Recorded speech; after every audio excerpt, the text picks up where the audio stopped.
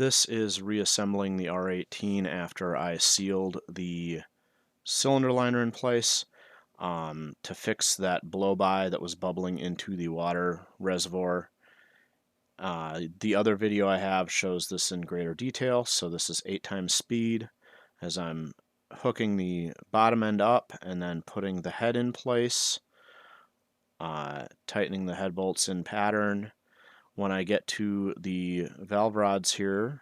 as I'm checking all the tension on everything, the two bolts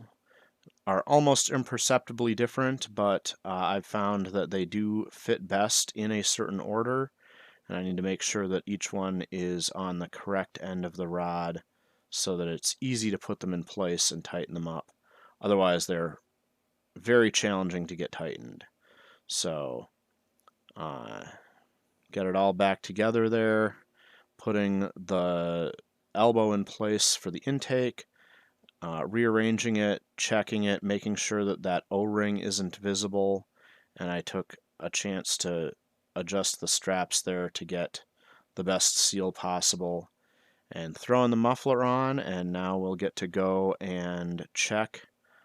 to see if it runs.